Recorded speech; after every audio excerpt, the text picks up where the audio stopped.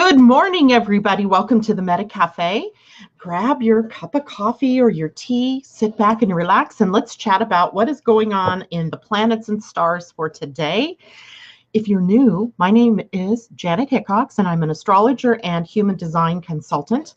And I do this practically every morning, actually, Monday through Friday. The only day I don't do that is on Thursday, because on Thursday, I show up in the afternoons.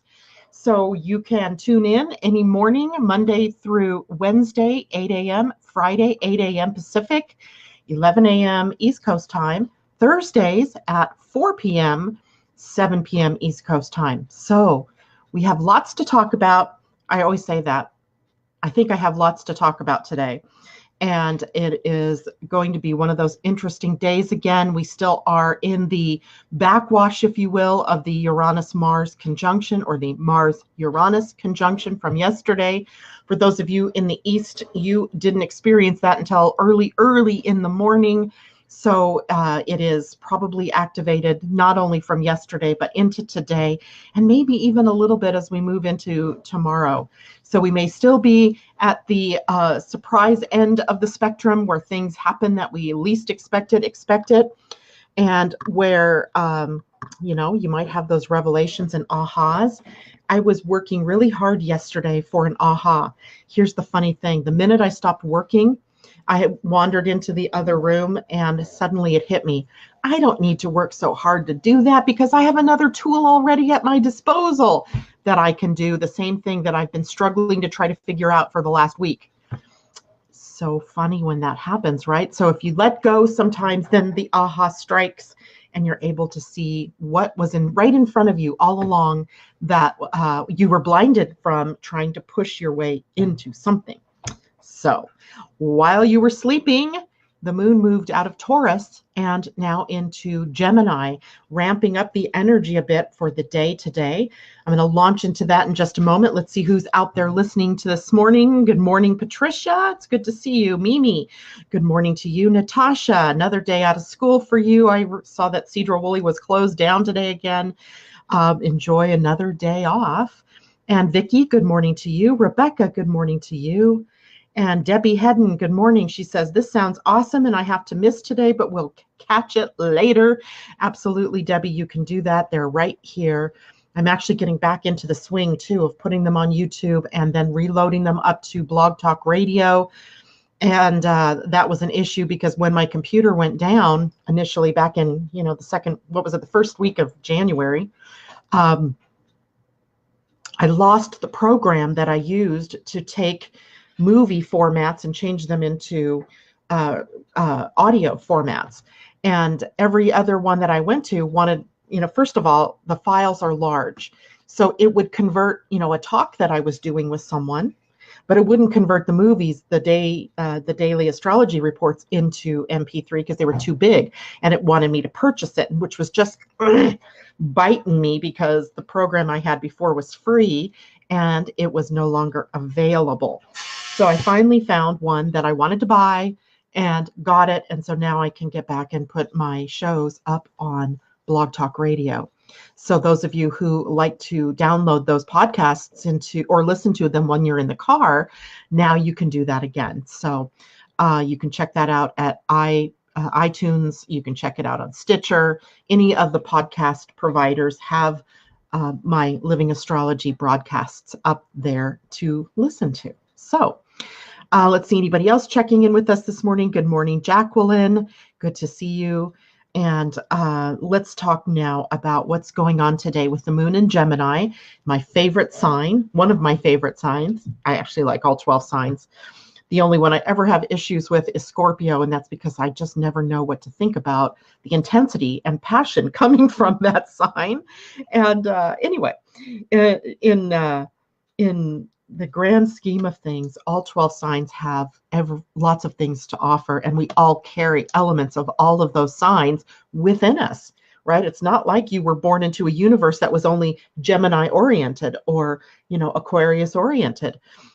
You were born into a universe that has the entire pantheon of planets available and the entire pantheon of constellations and zodiac signs available. So you are a reflection of it, Do you recognize this, Janice? This was a birthday present from you, like, I don't know, mega years ago. I lost the earrings, so I'm wearing a different pair, but I absolutely love this with this color. Anyway, thank you very much. So Moon in Gemini then tells us that today is a day to talk, to communicate with one another. It is a day for sharing ideas, for following your curiosity, right? If something strikes your fancy in your mind, trace it down, chase it down if you must. I just did this to my husband. This was too funny. A friend of mine down the street from me has a green screen like I do. And since I've lived in this house, I have not been able to use that screen because I have no place to put it when I'm not using it. And it would just be blocking, things. And I just happened to mention that to her the other day. And she said, oh, well, here's what I did. Well, she ran some little chain brackets from the ceiling and ran the pole across that. And then she can, the screen just drops down anytime she wants to use it. And the reason you would want to use a green screen is because then behind me, I could be projecting anything, right? Plants, trees, the San Francisco Bay Bridge, the stars, the planets. And I really, really wanted to be able to do that, especially when I was doing podcasts or when I was doing, webinars and things like that. And I can't do it without the green screen. Well, I had purchased the green screen when I lived at the other house and I had a second room. Here, I don't have that luxury. So this idea bursts forth, right? And I went to my husband, and I know now he's working on it. He's working on it in his mind. That's the thing that we have available to us for the next few days, is this idea machine in your mind.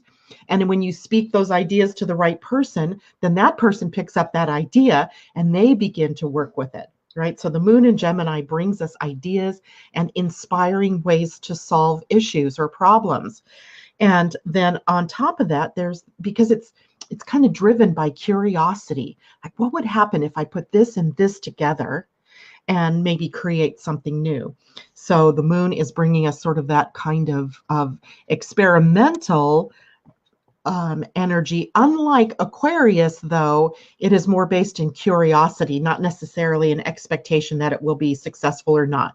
I hope that makes sense to everybody. This is a great day for community involvement, for socializing. This is the day in your offices and your businesses where there's going to be a lot of gabbing, people picking up and just chatting with one another, sharing information, sharing ideas, and all of that kind of stuff. Good morning to Vanita. Good morning, Lynn. And Janice says, I forgot. Love that you still have it. Good morning, Michelle. Awesome that everybody's joining us this morning. So there is one little fly in the ointment today, and that is the fact that the ruling planet for Gemini is Mercury. And Mercury and the moon are in a square. A square is a challenge. Remember, 90-degree angle. And when we have planets that are in a 90-degree angle, they're challenging one another. Now, we think sometimes of challenges as being bad or negative, but without challenges, we don't grow, we don't evolve. So we need the energy of these squares in our charts, or else we're just, not going anywhere in our lives. So every one of you in your charts has something that's being squared. And that's kind of the area where you get rubbed the wrong way, like, oh God, I've got to get rid of this. I've got to do this. I've got to change this. So today with the square to Mercury, we may find ourselves at times overthinking things. And in that overthinking comes maybe nervousness or anxiety. And so if you're feeling like that today, it means get out of your head, right? If you start that feeling of anxiety or worry even, begin to take and ask questions. What am I thinking about? What's on my mind? What's running through, because how thoughts, sometimes I wonder who's thinking the thoughts. Are the thoughts thinking me? Because they come sometimes so unbidden, right? I'm not even consciously thinking. I don't think I'm consciously thinking about things that are worrisome or that might happen in the future or might not happen in the future, but my thoughts are there. And if I can catch them, then I can change them, or else they sit within me and they create maybe that anxiety and that nervousness. So if you find yourself overthinking, catch it, change your thoughts, put it on something else, and let go of the anxiety and the nervousness. One of the other things that happens for us when the moon is squaring Mercury, especially when the moon is in the sign of Gemini, is that we get chatty, or we have that nervous chatter. You know how when maybe you're getting ready to do a speech or a talk, or you're at the doctor's office, and your nervousness shows up in how many words you're using, how much you're talking. So try to catch that too, right? That you're maybe over speaking because you're nervous, or you have anxiety and you're trying to cover that anxiety up with talking. And then, of course, the moon squaring Mercury, especially now because the moon is in Gemini and Mercury is the planet that rules Gemini. To me, this might feel like a day sort of in a Mercury retrograde. Mercury is not retrograde yet. It enters the shadow of its next retrograde next week, so we're still clear. But with the square to Mercury, we may feel sort of like our tech is glitchy. We're trying to say something and it won't come out. Our minds aren't working with our mouths. We say things the wrong way. So don't be surprised if things like that happen today as well. Just move past it, right? Don't berate yourself or beat yourself up because you can't bring the thought up, the word up, you say the wrong things, or you say the wrong thing to the wrong person and they get upset. Not your responsibility, right? Your only responsibility is to go, oh yeah, well, maybe it's better to be quiet than to keep talking. Just a little word to the wise this morning. Mercury is also in a semi-square. I introduced this to Pluto, by the way. I introduced this aspect to you guys a few weeks back. A semi-square is a 45-degree angle between planets. So if a square is a 90-degree angle, a semi-square is a half of that square, and 45 degrees would be half of 90. And that angle is called a semi-square. And it's a little bit irritating too. It's not as full-on challenging as the square is, but the semi-square can sort of trigger you. And not to the waterfall, watershed kind of thing that the square can do, but there might be just something niggling at you, like this isn't right, or something's not quite feeling good, right? You know, how we can sometimes get that vague sense of being ill at ease, or that, you know, there's something I'm not seeing, or something behind the words that someone's saying, right? That vague sense of being ill at ease. And so when Mercury is in a semi-square to Pluto, we may have that vague sense of worry, or a feeling maybe of not being empowered. Remember, Pluto represents empowerment, the transformation from powerless to empowered. And we may be afraid of change, or maybe we're trying too hard to accept change and it doesn't feel good. You know, it's not wearing well on us. Or maybe we're just afraid to try something new, so we're holding back, right? I made a commitment to myself, like last day of January, that I would have something completed by the end of this month for launch in the month of March. And I find myself not backpedaling, but being a little anxious about it, and feeling a little bit like I'm not empowered enough to do this, that, you know, people aren't going to like this, or they're not going to accept this from me, or you know how those voices in your head are, right? They're going to pick on the weak spot that you have. If it is your self-worth, that's where you're going to show up in the world saying, I'm not sure that I'm good enough for this. Or if it is, you know, in your relationship and you want to make something more of the relationship, but your weakness is there, it may be, no, I'm going to back off from this relationship. So many things, right? Well, be willing to recognize that that's what's happening, and that your fear of what might happen, or your worry, or your being afraid of change is just a momentary blip on the screen. Mercury isn't as fast as the moon, but, you know, rather than the moon that moves, you know, every couple of hours, Mercury moves every day. And maybe within 2 days, it's moved on, you know, out of and aspecting this particular planet.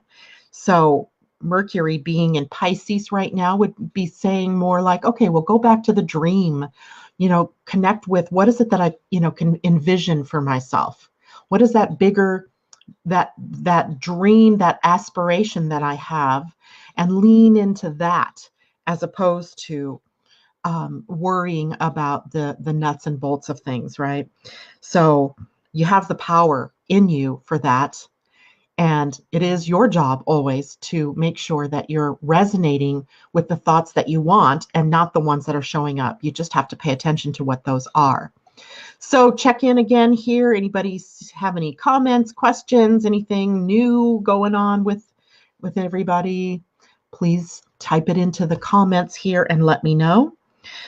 So we have Mercury semi-squaring Pluto. We've talked about that. We've talked about the moon in Gemini. We've talked about the moon in Gemini squaring Mercury. So I think I've hit all the big news for today. So now I'm going to shift a little bit because I won't be with you tomorrow morning. Tomorrow's Thursday, so tomorrow afternoon I'll be doing the Ascension and Astrology show with Cornelia Stephanie.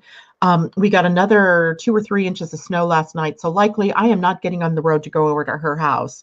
So we're going to have to live with technology and hope and pray that this time it will work for us to be in 2 separate locations and yet be coming to you live at 4 p.m. tomorrow, West Coast time, and 7 p.m. East Coast time. And we're going to be talking about love and relationships. And I will be talking about how the planets Venus and Mars tie us into that at this particular season, right? Tomorrow being Valentine's Day, and how self-love also plays a part in that particular day. It's not just for lovers. And in fact, the story and the energy behind Valentine's Day isn't necessarily one of love. It is an interesting sort of story that we get with, if you really look at what St. Valentine was all about. And anyway, so we will take that up tomorrow. So let's talk about what I would talk about tomorrow morning. Okay, let's see, anybody with anything here? Mimi, the energy just feels like the timing is off everywhere. Looking forward to that pass. Yeah, timing. Yeah, I'm not sure what to say about timing right now, Mimi, because, timing ultimately, as I've told you guys many, many days, I come up here in the morning and I tell you timing is out of your hands, right? It's literally in the hands of divine, in the divine or God or source or goddess, whatever you want to call it. And in that is this idea that we can't push things to happen. When we do, then it feels wrong. It feels like we're not in the right place, or, somehow what we expected to happen doesn't happen in the way that we expected it. And then that creates more stress or, more of a problem for us. So yeah, timing might be off because maybe things are happening in the background that are just not set yet. And, it's been a bit of a wild world. Maybe it's just in my part of the world where I just feel like there's so many things that are way out of my control. And that makes timing feel off, I think, too. And I'm guessing you're feeling that, you're tapping into that. And a lot of you are very empathic out there, right? You're picking up the sort of feeling of that collective, that's feeling that way. So while some things are working really well, and who was I talking to the other day? And I said, it's sort of like that feeling again of being squeezed through the eye of the needle. And where, we have this wide open world around us and we think that we should just be able to do anything in any way. But yet there seems to be, these doors closing down, leaving this window in front of you open that you can squeeze your way through. And you just have to have faith that that's the right thing, right? That's the right way to go. And Mimi says she's pushing. No, I am not pushing. More like stalled, and be patient. It's all good. Exactly. But for others, Mimi, I didn't mean that you were feeling that way. But for other people, it may feel like they need to push, right? That they're wanting to push and make things happen. And the better route is to just relax and let it happen in its own time. And if it's stalled or not moving ahead, there's got to be a good reason, right? So good morning, Debbie. She just checked in with us. And good. So let's talk about what's happening from Valentine's Day, 14th through the 18th. That is now human design I'm talking about. And the sun and earth are changing gates. Remind you that they've been in the gate of revolution and in the gate, let's see, what were the gate? The earth was at gate. Where was the earth this week? The earth was, oh yeah, at gate 4. Interesting, because the gate 4 is very logical, very mind oriented. And the 49 is actually on the emotional center. So pitting our minds against emotion, logic, which can fail us in some ways at some times, because there are 3 ways of knowing in human design. You're a human being. You have 3 distinct ways of knowing, of which logic is only one way. And some of you aren't even slanted toward logic. You may be slanted toward intuition. You may be slanted, as I am, to the third one, the third way, which is even more disturbing, and that's knowingness. Knowing what you know, but not knowing how you know what you know. And that one's disturbing because it's so not accepted out there in the world. We get the feeling that we're going to be, looked at with a sideways glance because, oh, that's just her. She's going off again. And, they're going, woohoo, woohoo. Because I can't define for you how I know what I know at times. And if you're carrying that, we all carry all 3 of those, by the way. So sometimes you're tapping into logic. Sometimes you're tapping into intuition. And sometimes you're actually tapping into the knowingness. You don't know how you know what you know, but you know it. So if that's the case, and we have transits that are favoring logic, we may be trying to push ourselves more toward the logic when our natural way of doing it is different. So that can create the stress, right? That feeling within you that something's not right, right? It's kind of scritchy. One of my other favorite words, scritchy, and irritating, right? There's just that irritation. So that's why it's so important to know yourself. Know yourself, know thyself. Why? Because then when a transit comes along like this past week, where we've been uber focused on logic and the emotions coming, into sort of a challenge to logic, then we know, okay, I am emotionally designed. So I know that I'm going to default to emotion, right? I'm going to do what feels best to me. I'm going to take time in making a decision. If my spleen is the one that's my authority, then I'm intuitive. So I'm going to go with my gut instinct. I'm not going to listen to the noise out there of the logic and the people saying, can you prove it? And well, that doesn't make sense. I'm going to do what my gut is telling me. So it's so important to know yourself, intimately know your energy, so that when the transits happen, you don't suddenly think of yourself as something different and then wind up in a situation where things don't work out for you.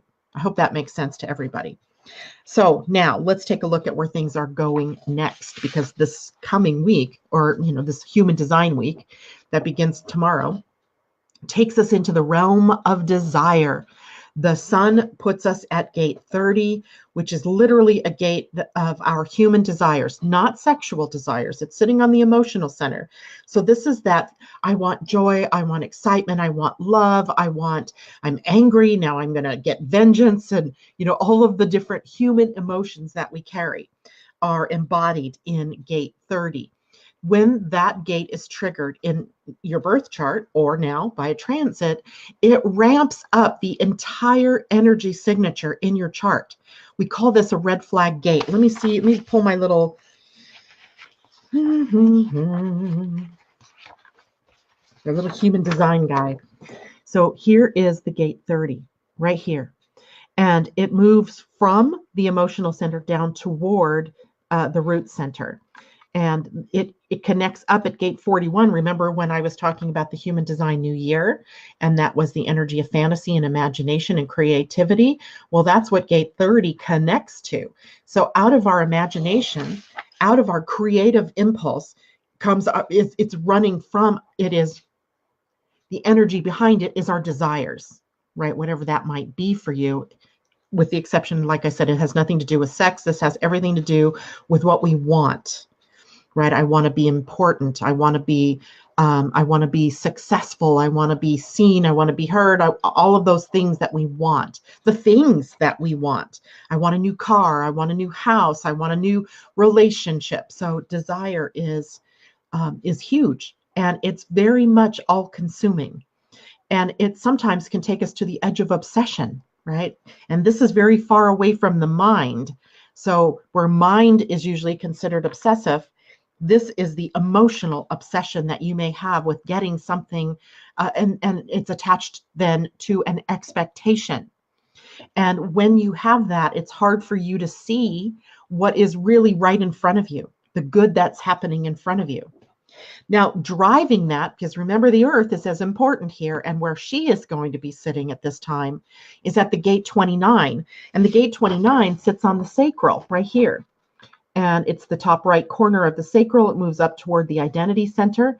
And it is called the gate of commitment. I often call it the gate of saying yes. And for some of you, it's just now going to be hanging there, right? It'll be hanging there for the next 5 or 6 days. You may feel very tempted to say yes to everything, right? Not such a good plan. As much as life is juicy and we want to be excited about it and we want to get committed to things, if we are always saying yes, then we might miss the exact right thing that we were meant to say yes to, because now we're overcommitted. And then if I'm overcommitted and I'm committed to something that was the wrong thing, now I'm only half-heartedly engaged in it. And then I find myself with desire to be over here, and I can't be over there because I said yes to this one. So it's going to be a tricky week, and tricky energetically, because there may be some really good, exciting things, offers and opportunities and people. It may feel like I'm really excited. This is so much fun. I want to say yes to everything, but you can't. You're not designed to say yes to everything. You're designed to say yes to the right things. And the right things come to you via your type, strategy, and authority. If you have no clue what I'm talking about, if you're listening to me out there and I don't see you and it's the first time here, then go to my website, www.living-astrology.com, request your free human design chart, and you will get your chart and a report that tells you more about who you are designed to be. So, type, strategy, authority, hugely impactful for everyone as we move into tomorrow in the next 5 days. It will keep you from making big mistakes about what you say yes to, right? We don't want an energetic drain on ourselves. So what we do want, though, is the correct things to say yes to. And for those of you out there who are projectors, reflectors, or manifestors, you now have access to sacral energy. Remember, that's because Mars and Uranus have been completing, Mars and Uranus at gate 3 and the South Node at gate 60 have been completing this circuit. So if you've been taking action without waiting for invitations or without, waiting through your 28-day cycle, if you're a projector, then you may find yourself already feeling sort of burned out.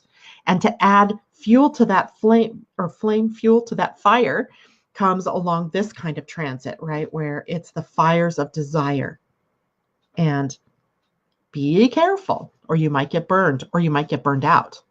So that's the key for us for the next week, is watching out for burnout. And that can come in many different ways. Even, I often think of myself as a generator, and my manifesting generators, I often think of them as impervious to burnout. So not true. Because you have sustainable life force energy, you can keep going and going and going and missing the cues that your body's telling you about being tired, about needing rest, about needing food, about needing a bathroom break, about needing a walk, right? Because you can use your formidable energy to just keep pushing and going and going. So there's caution in the wind for you all as well. Heads up, coming up down the line is the nodes have been sitting in the gate 56. The North Node was at 56, about writing a new story, right? We talked about that in January. We've talked about it somewhat this month, where if you've been telling an old story, it was time to rewrite that story. And next week, they change from those gates that they've been in to the gate 62 and the gate 61. Now, I want to read you the gene keys of those two gates, because those are interesting. Gate 62 is where the North Node will be. And so the North Node is where the direction we're meant to be heading in, right? That on the grand scheme of things, it's what's helping us go forward down our path. And gate 62, in human design, it's the gate of details. It sits on the throat center. It is, here, let me show you that. Gate 62 sits right here on the throat center.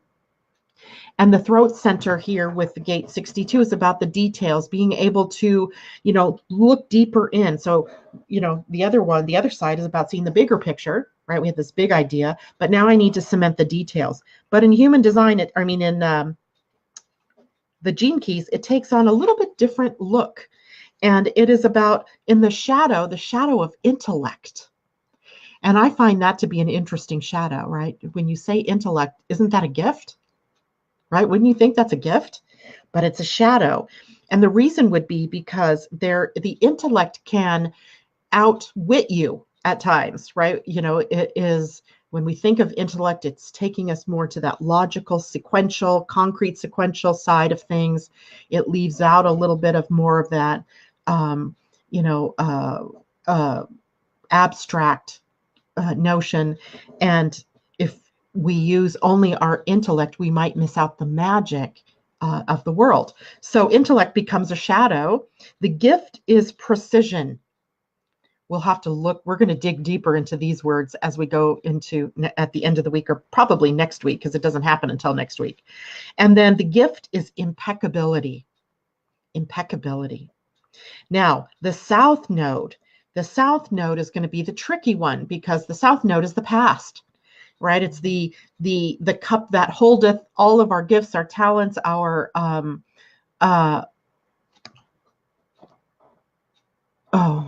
sorry, my husband's out on the road, so I'm checking to make sure that was not him. So the gifts and talents in the cup here that we are carrying with us, and the ones that we're meant to use in the north node kind of way. And wouldn't you know it, it's going to be sitting at the gate 61, which is in the shadow, psychosis. Who else is sitting there? Pluto. Pluto's been transforming us, showing us where we have been in psychosis, mass psychosis, moving us from that toward inspiration, being in spirit, inspiration, the state of being in spirit, and then sanctity. So those are going to be interesting 2 gates for our destiny transits to be taking us for the next several weeks. Big lessons that we can learn there, I'm sure. And that we will be facing, we'll be seeing it out in the outer world. Impeccability, right? Impeccability. I like that word. And the other one was, what was it? Impeccability. And 62 was impeccability, and 61, excuse me, is sanctity. Gives me pause. Lots of good things to think about. Kathy Miller, good morning, goodbye. Good morning, goodbye. She has lots of errands. If you know what, Kathy, if you see a road with a road closed sign, don't go in there. Oh my gosh, I was hearing stories on the news today about people in Oregon. It's really flooding there, where we have a ton of snow, they have a ton of water, and people driving through, even though that says road closed or water over road. So please, Kathy, don't do that. Stay away from that. Good morning, Diana Ballgard. It's good to see you. Good morning, Kristen. Good morning, April. Good to see everybody out there. So I have nothing else to share here that I can think of. Today was one of the lighter days of the week. Tomorrow morning, I will not be here. Remember, I will be in the afternoon, and we'll be talking about some other interesting things, I'm sure, then.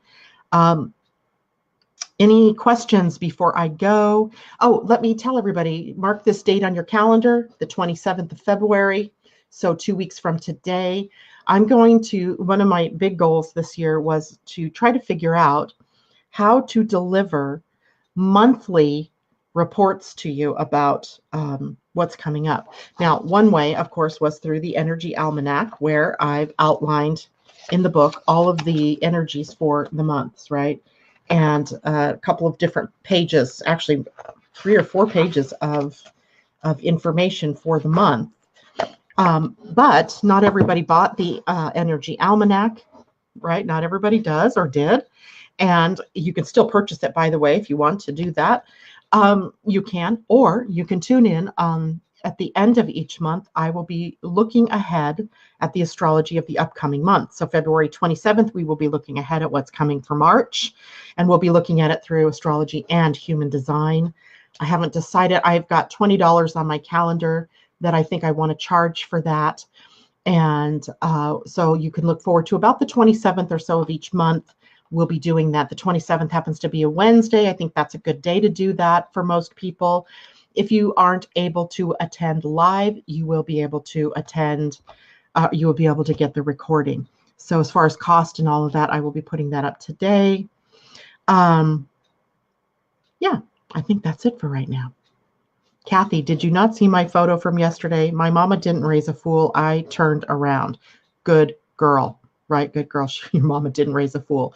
She didn't raise a fool that wanted to drown either. So that's good. Gail says, good morning. This Taurus manifestor is like WT heck. What the heck? This Taurus manifestor. Okay, you got to tell me what's up, Gail. Why are you as a Taurus manifestor going, what the heck? What up? What up? What up? More details, please. What the heck? So manifestors, and I've got a couple of you out there, Asa and Gail and somebody else out there that tunes in as a manifestor.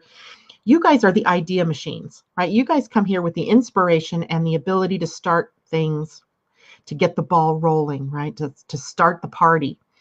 And if you're going to start the party, then you have to be able to know how to do that, right? So you are here to act on your inspiration. But the problem for you all is sometimes you acting on ideas and inspiration creates resistance in other people. They want to resist your moving forward, or they want to throw up roadblocks. They get angry at you, which then causes you to get angry, or you get angry because other people are putting up, their resistance to what it is you want to do. So your strategy is about informing.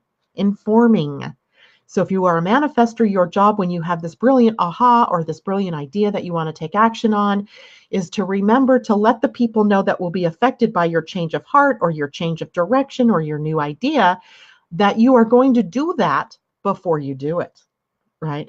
You're not asking permission. You are just informing. You're saying, hey, by the way, next week I'm going to be out of the office. I'm going to be working on a writing project at home. So I just want to let you know I won't be as available. I'll check in with my messages at the end of the day. Message delivered. That's all you need to do, right? So you're not asking permission. You're saying, this is what I'm going to do. And I'm just letting you know because it does affect you. And on the other hand, you appreciate that same kind of energy coming to you from other people. You're not very appreciative when people decide to change their minds and do things differently and didn't inform you first, right? So it's a reciprocal, it's a two-way door. So when people do that to you, you get upset or angry. So your best route then is to be very clear and say, I would really appreciate it in the future if you were going to make big changes that you let me know first. It's a little disturbing to me not to be informed. And you're just being authentic, right? You're being true. And then, my dear manifestors out there, make sure you're not engaged for the long haul with anything. Don't force yourself to stick with something. You're the initiator. You're the cue ball that breaks open the rest of the balls on the table. If you're playing pool, there's the white ball and it breaks apart the balls. And then, that's its job. And as a manifestor, you can then turn that off to someone else or anything like that. Gail, being pushed to change and complete all the things I need to grow. Look what. Well, if you're being pushed, I would ask the question, who's doing the pushing? Where's the push coming from? And if it's from outside of you, then likely it might be misplaced, right? It might be projection. I can't remember your chart, Gail. Sorry, honey. And I don't have time to pull it up right now, but maybe take a look at your chart, see where the conditioning is. It might be in an open head where you might feel like people are outside of you asking these questions and pushing you to answer. When are you going to start this? Where are you going to do that at? How come you haven't done it yet? How are you going to make that happen? All those questions that maybe, you're feeling, but aren't really yours to answer, right? Because the pressure is coming in from outside of you. Jacqueline says, I have not been able to keep a password on my home network because I could not get onto my network with my iPhone. My planet is Jupiter. My sign is Sag. We'll write more. Other people have had access, but since I changed the password, it gives me an error. I've been used to being alone, and I'm not used to not venting. You know what would be good for you, Jacqueline? And I know, I think you have eyesight problems, don't you? So maybe this won't work. But journaling. And you could journal online if you have a keyboard, that you can write, type on, journaling out your frustrations and your upset. Maybe getting that moved out of you. I don't remember what type you are either. So Gail, oh, it's okay. Looking at my much needed change so I can become successful. Yes. By the way, another one of my ideas. Thank you, Vicki Clark, for this one. I was chatting with her one Sunday morning and she said, oh, I'm off to go meet up with some friends or something. They get together and they talk about, spiritual things and their human design charts. And I went, oh, duh, Janet.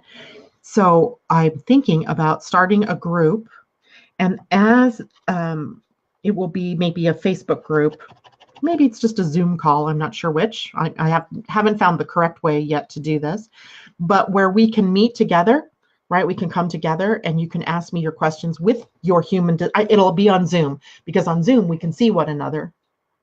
And on Zoom, we can speak to one another and see one another. You can show me your chart, or I can put your chart up on the screen, and we can answer questions. We can use it as sort of I don't even know what to call it, a question and answer session about your human design or your astrology. Maybe I'll do 2 a month, one on astrology and one on human design. And you can bring your chart to that call, and you can ask me your questions, or we can fill in the projectors on what it means to be invited, and those kinds of things, because those are big things, right? And a lot of people get their readings and then they go off and they try to live from their human design, and that's where you run into trouble. So it might be kind of fun to have that available to people. So I love that idea, Gail says. Perfect. So that is something that I have lots of these great ideas working. It's just about implementing them. Jacqueline, I feel like I'm being listened to and can't express myself. Is there something in Uranus that is, well, first of all, it wouldn't be Uranus. It would be probably your Mercury. Maybe your Mercury is under pressure. We talked about that already earlier this morning, that Mercury's in a lot of pressure today. And so speaking what needs to be said might be difficult. It might be harder for you to say what you need to say. It may come out wrong. Getting your mind and your mouth connected might be an issue. So, but that's going to last just through the day and maybe into tomorrow a bit, maybe through Friday, because the moon is in Gemini until then. So there's that. It's temporary. April, I've got a second job interview today. I'm feeling not good enough and rejected before I even go. The part-time job I have now is not valuing the employee except to bring in money for the busy beach season. It's fight or flight to provide for my family. So desperate. Ugh. Well, perception. Change your perception. Change what you think about what is going on. You have to change this idea of not being good enough, sweetheart, because that isn't going to save you. That isn't going to serve you. That isn't going to get you where you want to go. I don't know if we've ever talked about this concept of intrinsic value or intrinsic worth. And something that gets conditioned in us as we grow up. So when we have a young child, when we have a baby, there is no part of us that questions the worth of that child being cared for, nurtured, fed, clothed, loved. There's no part of us that asks the question, is this person valuable enough for that? Is that person worthy to receive my love and my attention? No. We come to the planet, we come into this lifetime with intrinsic value and intrinsic worth. Unfortunately, as we grow up, the outer world starts signaling to us that our worth gets involved with what we do, not with who we be. You never lost the being part. It's there, right? You're a human being.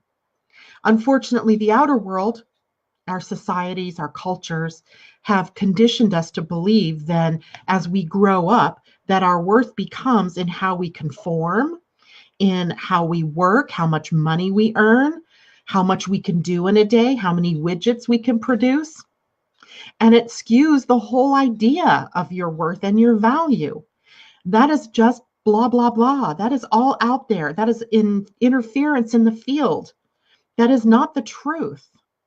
So the only person that can reinstate your worth, your intrinsic worth and your intrinsic value is you, by remembering who you are, claiming it, living it, breathing it, infusing it through you from top to toe, right? You've got to really understand that you have value and worth well beyond, not even including what you can do. I hope that helps, right? Every time you feel unworthy, just know that's coming from outside of you. That isn't you. That's not the real you. Okay. Now, that doesn't mean, for example, children are born into families where they're not valued. That takes us into psychosis and into, a bunch of things. But born in our by birth, we have, by virtue of our beingness, intrinsic value and worth. You don't earn it. You own it. It's yours. Okay. Loving this, Rebecca says. April, I like that idea too. April, thanks. You're welcome. You're welcome, because you are worthy. For God's sakes, you're an absolutely gorgeous woman who should be out there just commanding her worth, what she wants. You have it, baby. I know your situation, and there have been other people in your life that maybe have, acted to beat you down. But that's their truth. They're projecting onto you. It's not your truth unless you make it your truth. Think about that. What do we make as our truth, right? Jacqueline says, I was told recently that it is not surprising I don't have any friends.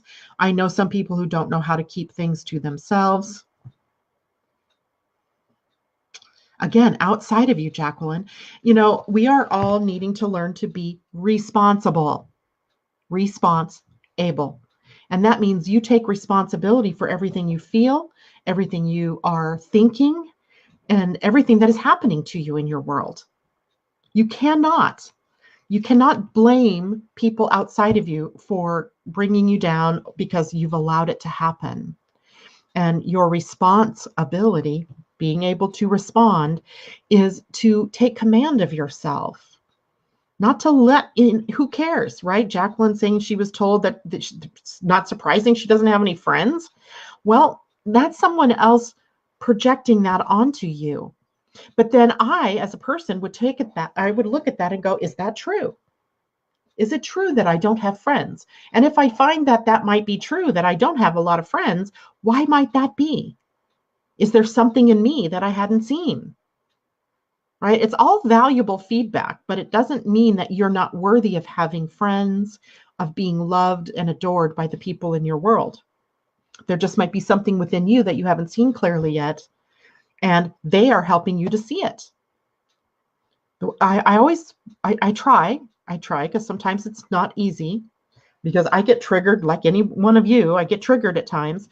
But if I can remember that everything that triggers me is really a mirror for me to see myself clearly, my beliefs more clearly, my own sticking points more clearly, then it becomes something that I don't have to then package up and project back on you, right? It's something then that I can heal within me.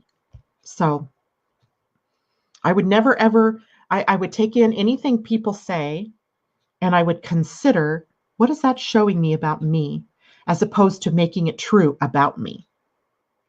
I hope you can understand that difference.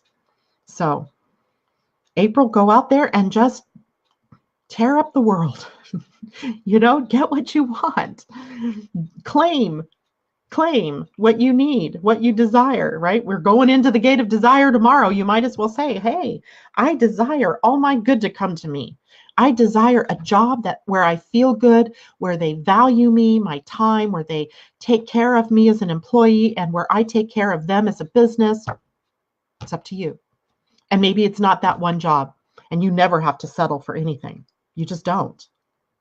Settling would be moving you away from your design.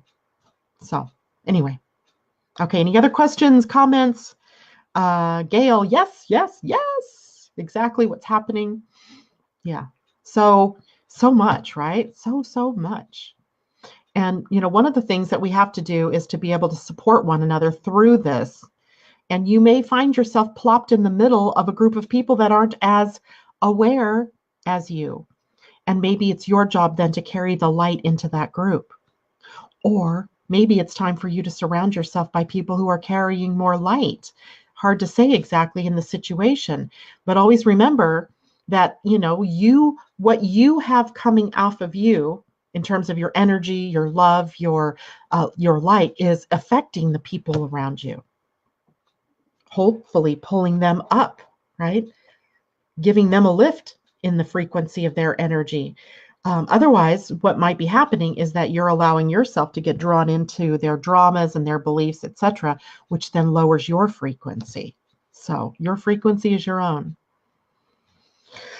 Okay, my friends. So again, I won't see you tomorrow morning. I will see you tomorrow afternoon. I'll put that link up later today. And I want you all to have a wonderful day. Be valuable, be worthy, go out and get what you desire. Live from love, live from light. Love you guys. See you tomorrow. Bye.